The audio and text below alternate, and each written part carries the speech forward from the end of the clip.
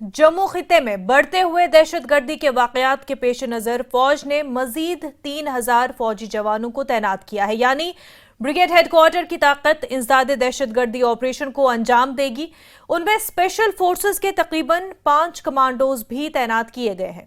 जम्मू के इलाके में इजाफी सीआरपीएफ को भी तैनात किया गया है। जम्मू में शोरिश का मुकाबला करने के लिए रोमियो फोर्स, डेल्टा फोर्स और 26 इन्फेंट्री डिवीजन पहले ही तैनात है, जबकि 25 डिवीजन जम्मू के साथ लाइन ऑफ कंट्रोल पर तैनात है। ये तमाम इकदाम हुकूमत की तरफ से दहशतगर्दी का मुकाबला करने के लिए किए जा रहे हैं ताकि पाकिस्तान स्पॉन्सर्ड टेररिज्म को जड़ से खत्म किया जाए। अब पूरी सूरत हाल क्या है, पूरी सिचुएशन क्या है जम्मू कश्मीर की? जम्मू कश्मीर 2024 के आगाज से ही दहशतगर्दाना हमलों में इजाफे का सामना कर रहा है। 3 माह में 11 फौजी, 10 शहरी दहशतगर्द हमलों में मारे गए हैं। खित्ते में दहशतगर्दाना सरगर्मियों में हालिया इजाफे के दरमियान पीर को डोडा में एक दहशतगर्दाना हमले में हिंदुस्तानी फौज के 4 जवानों ने अपनी जान गंवा दी। 1 जनवरी से अब तक दहशतगर्दाना हमलों में 1 आर्मी मेजर समेत 12 सिक्योरिटी एहलकार और 10 आम शहरी हलाक, जबकि 55 अफराद जख्मी हो चुके हैं। इसके साथ ही जम्मू खित्ते में बिलखसूस इसके सरहदी अजला में 5 दहशतगर्द मारे गए हैं। गुज़िश्ता 32 महीनों में दहशतगर्द हमलों में 48 फौजी हलाक हो चुके हैं। अब इन पूरे अटैक्स की क्रोनोलॉजी समझने की कोशिश करते हैं। 2024 जुलाई, 15 जुलाई में डोडा जिले में दहशतगर्दों के साथ एनकाउंटर के दौरान एक अफसर समेत 4 फौजी एहलकार हलाक हुए। 8 जुलाई की अगर हम बात करें तो कठुआ जिले में दहशतगर्दों के एक फौजी ट्रक पर घात लगाकर हमला करने के बाद फौज के 5 एहलकार हलाक और उतने ही जख्मी हुए। वहीं 7 जुलाई राजौरी जिले में एक सिक्योरिटी चौकी पर दहशतगर्दों के हमले में एक फौजी एहलकार जख्मी हुआ। कश्मीर के जिला कुलगाम में 2 एनकाउंटर्स में 6 दहशतगर्दों समेत 8 अफराद भी मारे गए। जून की बात करें, जून 2024 यानी 26 जून को डोडा जिले के जंगलाती इलाके में 3 गैर मुल्की दहशतगर्द एक गोलाबारी में मारे गए। 12 जून की अगर हम बात करें तो डोडा जिले में दहशतगर्दाना हमले में एक पुलिस एहलकार जख्मी हुआ। 11-12 जून को कठुआ जिले में एक चेक पोस्ट पर दहशतगर्दों के हमले के बाद 2 गैर मुल्की दहशतगर्द और एक सीआरपीएफ जवान गोलाबारी में मारे गए। डोडा जिले में दहशतगर्दाना हमले में राष्ट्रीय राइफल्स के 5 एहलकार और एक स्पेशल पुलिस अफसर भी जख्मी हुए।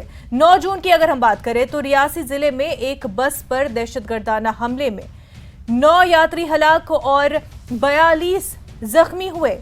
मई की अगर हम बात करें तो 4 मई को पुंछ में एक दहशतगर्दाना हमले में एक आईएएफ एहलकार हलाक और 5 जख्मी हुए। अप्रैल 2024, 28 अप्रैल को उधमपुर जिले में दहशतगर्दों के साथ तसादुम में विलेज डिफेंस गार्ड मारा गया। तो 22 अप्रैल को राजौरी जिले में दहशतगर्दों ने एक सरकारी मुलाजिम को गोली मारकर हलाक कर दिया। अब इस तमाम तर सूरत हाल को लेकर के जाहिर सी बात है पॉलिटिकल रिएक्शन आना ही आना है, जहां पर बीजेपी लगातार ये कह रही है कि जम्मू कश्मीर में सूरत हाल बेहतर है, अमन व अमान बहाल किया गया है। वहीं हमलों पर कांग्रेस ने सवाल किया, पूछा पीएम मोदी के बड़े दावों का क्या हुआ? जम्मू 2005 और 2021 के दरमियान पुरअमन रहा, जब सिक्योरिटी फोर्सेस ने दहाइयों से जारी दहशतगर्दी का सफाया किया था। जम्मू में गुज़िश्ता माह के दौरान दहशतगर्दाना हमलों में इजाफा देखने में आया है। राहुल गांधी ने कहा कि बीजेपी की गलत पॉलिसियों का खामियाजा हमारे फौजियों और उनके खानदानों को भुगतना पड़ रहा है। आर्टिकल 370 के खात्मे के बाद हुकूमत ने वादा किया था कि दहशतगर्दी खत्म हो जाएगी। कांग्रेस के जम्मू कश्मीर यूनिट के सदर वकार सुलवानी ने कहा कि हुकूमत को जम्मू और डोडा खित्ते में जो कुछ हो रहा है उसकी जिम्मेदारी कबूल करनी चाहिए। अपनी पार्टी की बात करें तो ये वो पार्टी है जिसका साथ बीजेपी ने लोकसभा इलेक्शंस में दिया था। तो उनका क्या कहना है, जम्मू कश्मीर में अब कोई भी मिलिटेंसी की हिमायत नहीं करता और अब भी हमले हो रहे हैं और हम अपने बहादुर सिपाहियों को खो रहे हैं। अपनी पार्टी के सदर अल्ताफ बुखारी ने कहा कि इंटेलिजेंस महाज और खास तौर पर जम्मू खित्ते में सिक्योरिटी के मसाइल दोनों पर कहीं ना कहीं कुछ कमी है, जो कि इंतहाई तशवीशनाक है। तो पीडीपी की बात करें, पीडीपी सदर महबूब मुफ्ती ने जम्मू कश्मीर में गुज़िश्ता 32 महीनों में दहशतगर्दाना हमलों में 50 फौजियों की हलाकत का हिसाब मांगा है। कहा कि अब तक सर झुकाए जाने चाहिए थे। नेशनल कॉन्फ्रेंस के लीडर उमर अब्दुल्ला ने कहा कि डोडा का वाकया पहला नहीं है, बल्कि पिछले साल से जम्मू पर हमले के कई वाकयात में से एक है। हुकूमत कहती है कि आतंक खत्म हो रहा है, लेकिन हमें ऐसा होता हुआ नजर नहीं आ रहा। उन्होंने कहा कि तकरीबन 55 फौजी मारे गए हैं। इस सूरत हाल में हम ये पूछने पर मजबूर है कि हुकूमत क्या कर रही है। इन तमाम तर सूरत हाल पर, इस पूरी सिचुएशन पर आगे बात होगी प्राइम टाइम में।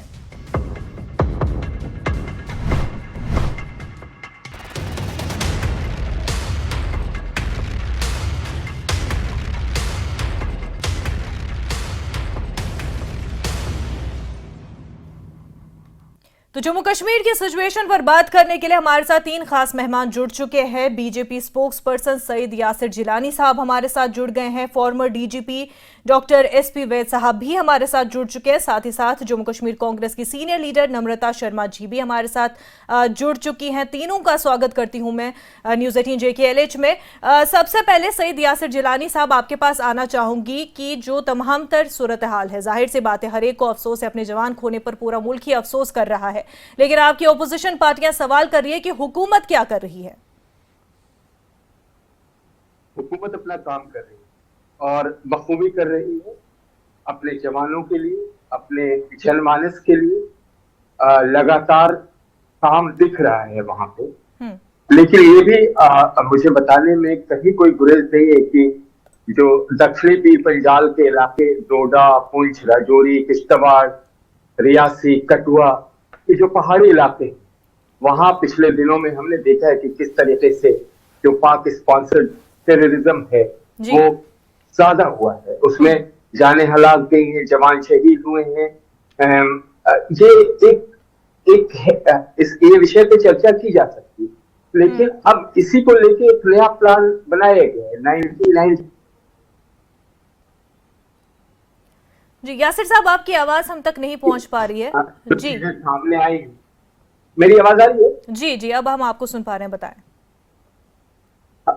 तो हमने कम से कम सेना ने 50 से अधिक जगहों की एक सीक्रेट पहचान की गई है, जिसमें सेना के जवान बहुत बड़े तादाद में, कमांडो के हर लेवल पे, उस पे जो सेना के एक्सपर्ट हमारे साथ बैठे हैं वो बताएंगे जरूर।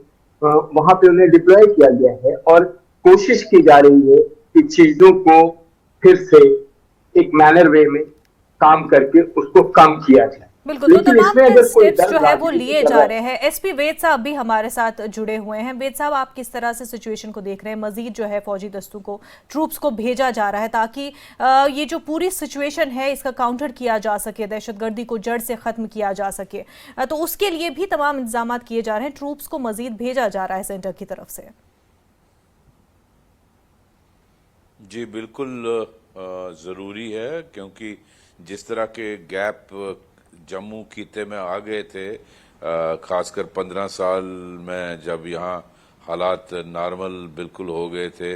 मैं खुद आईजी जम्मू था 2004 से 2008 तक, तो 6, 7, 8 के बाद बिल्कुल टेररिज्म खत्म हो गया था। और 15 साल से हालात बेहतर होने की वजह से ये नेचुरल है, ट्रूप्स जहाँ ज़रूरत पड़ती वहाँ लिया जाता है। और आरआर के यूनिट बहुत सारे, मुझे लगता है लद्दाख में चाइना के साथ टेंशन होने की वजह से लद्दाख में इंडो चाइना बॉर्डर पे ले गए, और इसी तरह CAPF को और जगहों पे इस्तेमाल कर लिया, और जो हमारी स्पेशल ऑपरेशन ग्रुप्स थे वो भी कम एक्टिव हो गए, VDCs भी कम हो गई। तो वो जो गैप जम्मू खिते में आ गया, उसका फ़ायदा लेते हुए पाकिस्तान की जो एस्टैब्लिशमेंट है, डीप स्टेट है, उन्होंने देखा कि कश्मीर में ऑपरेशन ऑल आउट और 370 हटने के बाद वहाँ सिक्योरिटी फोर्सेस कुछ करने नहीं देती हैं, और बुरा अच्छी तरह से उनका दबाव बना हुआ था। तो उन्होंने इस मौके का फ़ायदा लेकर जम्मू खिते को टारगेट करना पिछले 2 सालों से शुरू किया। पहले रजौरी पुंछ से, फिर किस तरह से आपने देखा रियासी में हमला हुआ, कठुआ में हुआ, मशेडी में हुआ, बिलावर में, और डोडा में हो रहा। तो ये सारे जो एरियाज़ हैं वहाँ फोर्सेस की ज़रूरत है। मैं समझता हूँ ये काफ़ी गंभीर स्थिति बनी हुई है, और इसको डील करने के लिए भारत सरकार ने कल वहाँ कैबिनेट कमेटी ऑन सिक्योरिटी की मीटिंग प्रधानमंत्री जी ने ली, जिसमें होम मिनिस्टर साहब भी थे, डिफेंस मिनिस्टर भी थे, एनएसए भी थे। जी। तो उसी में ये फैसला हुआ है कि यहाँ फोर्सेस भेजी जाएंगी और ये जरूरी है। मैं समझता हूँ सही कदम है, क्योंकि अगर इसको नहीं रोका गया और अगर और ग्रुप्स अंदर आ गए तो हालात काफी सीरियस हो सकते हैं।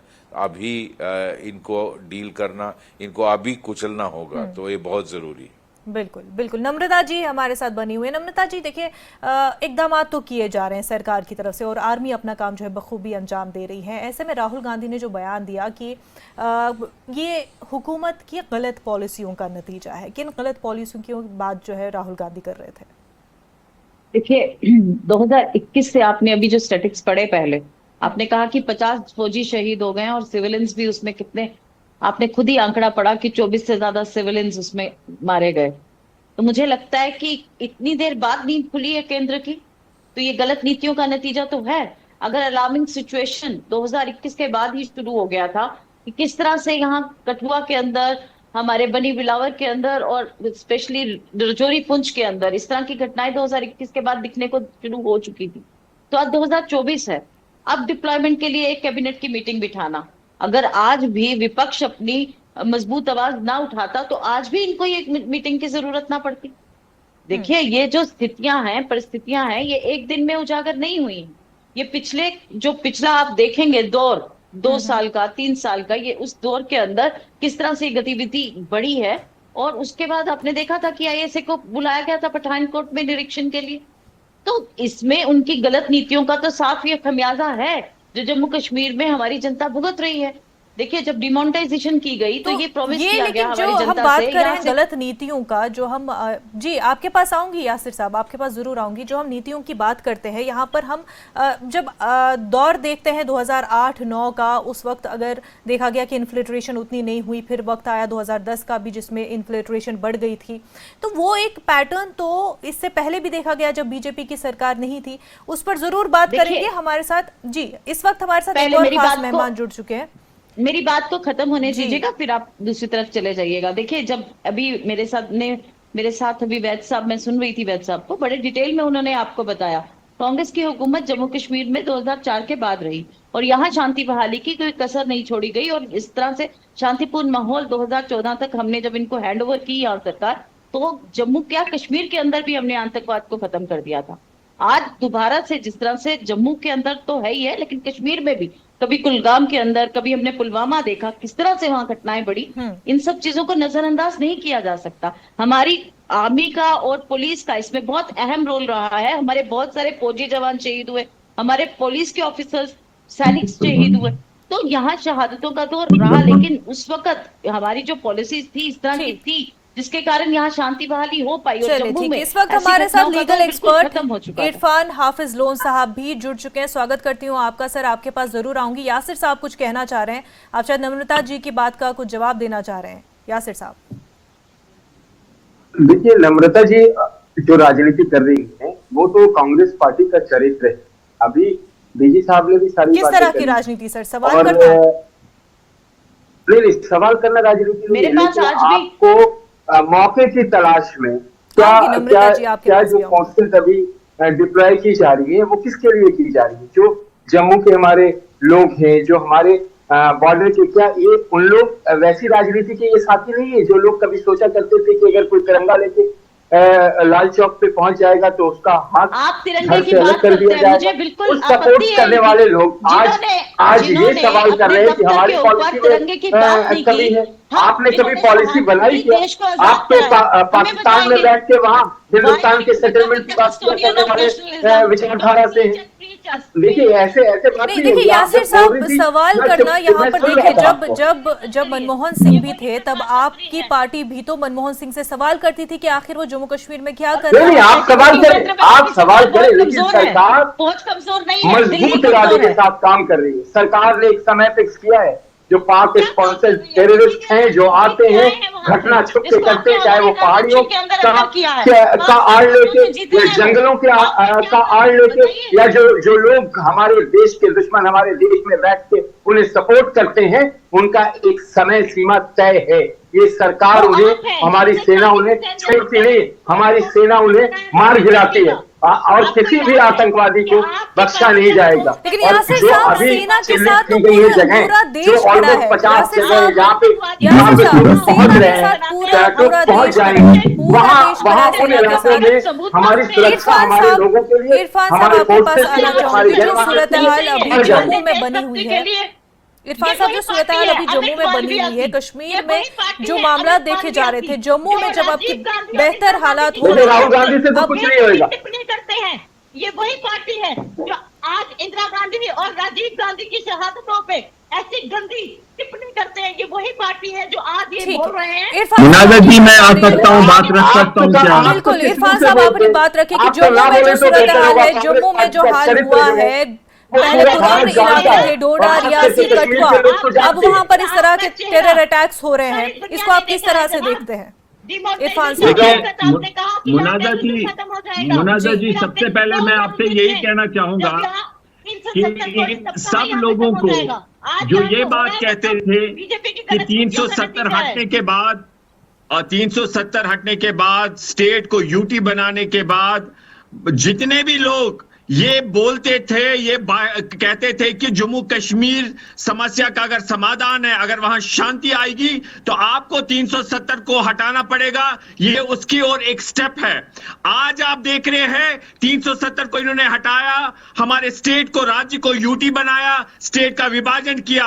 ये कहते थे इसके बाद शांति होगी, कश्मीरी पंडित वापस आएंगे। ना ही मेरे कश्मीरी पंडित भाई वापस आए, ना ही यहां पर अपसपा चला गया, ना ही यहां पर डिस्टर्ब्ड एरिया वापस हो गया, लेकिन मेरे स्टेट के 2 टुकड़े किए और स्टेट को यूटी बनाया।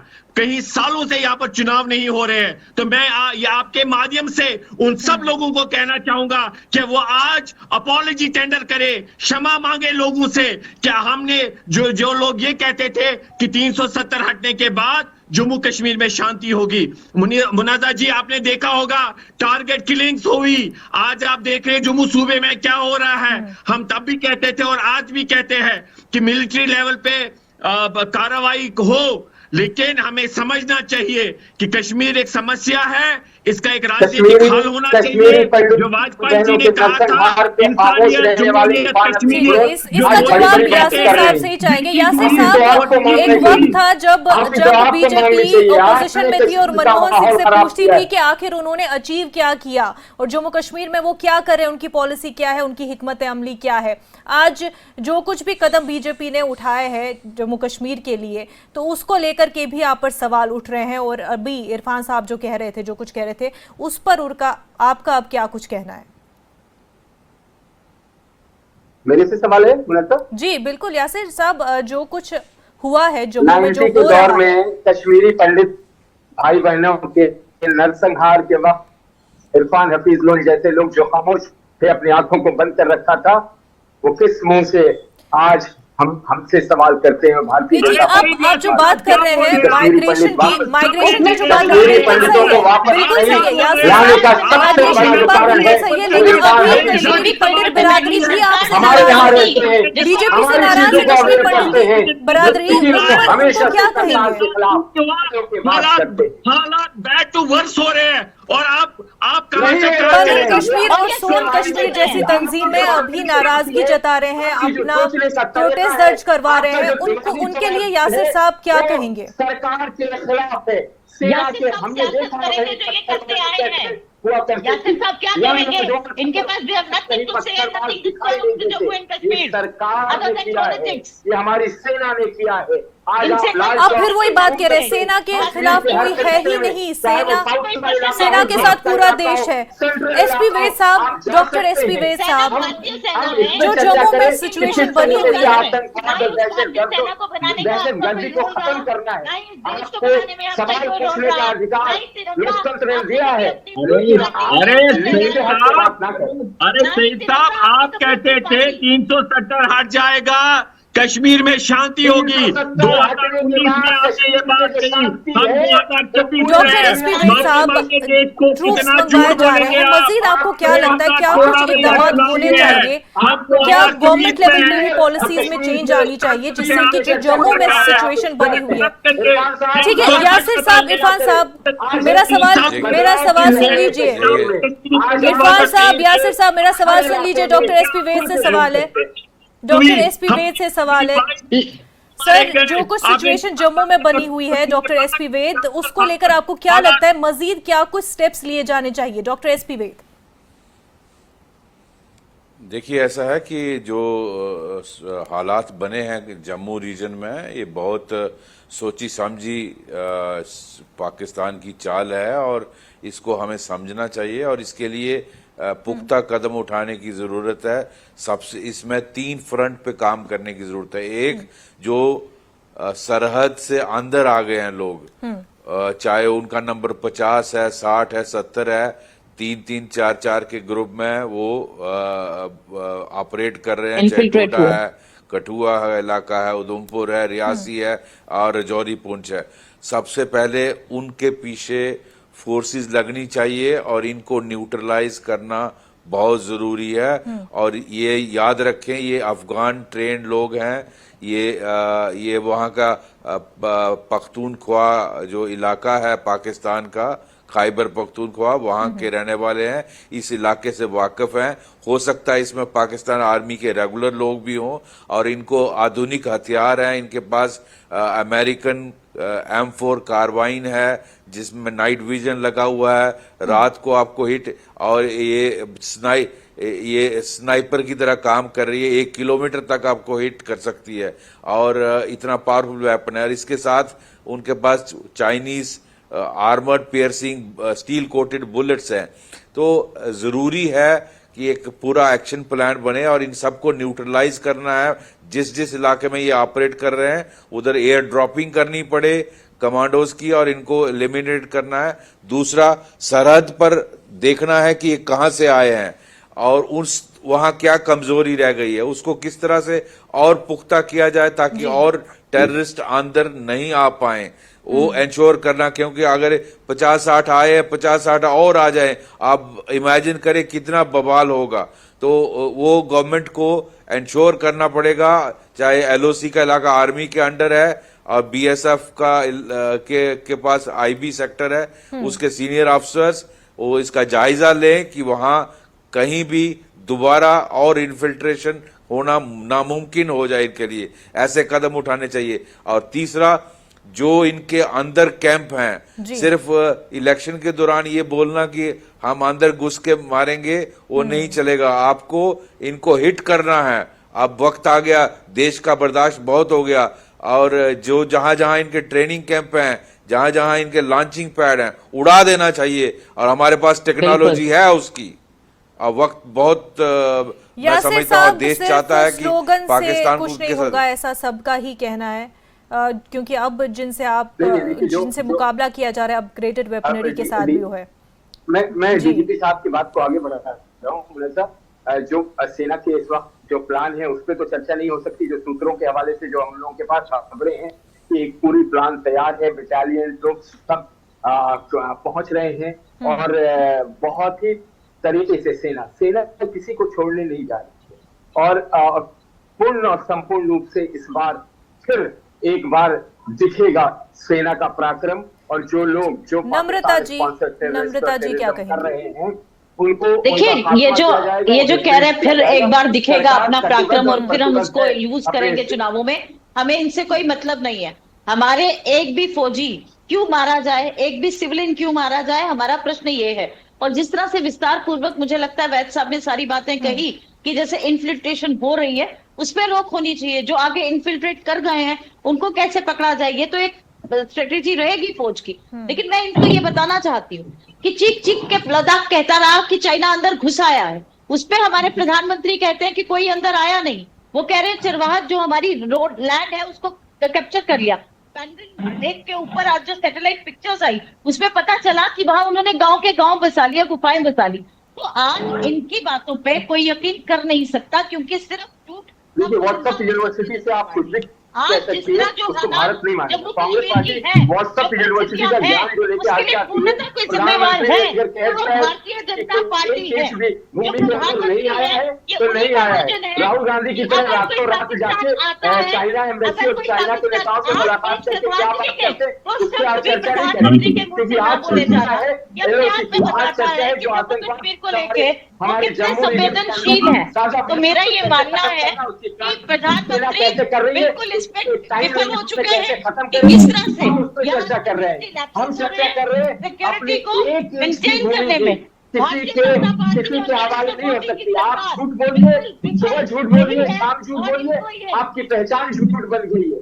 इसलिए आप इसीलिए पिछड़ रहे हैं। इरफान हाफिज साहब, आपका क्या कहना है? है इरफान हाफिज साहब, जो कुछ पॉलिसीज रही है, आपने इससे पहले भी जो है पॉलिसीज के हवाले से कहा। इरफान साहब, आपने इससे पहले भी पॉलिसीज के हवाले से कहा, लेकिन ये बताइए कि अब जब इस तरह की सिचुएशन बनी हो तो क्या ऐसी सिचुएशन में सबको मिलकर, बल्कि क्या ये कहें कि गवर्नमेंट के साथ खड़े होकर ऐसी सिचुएशन का मुकाबला नहीं करना चाहिए?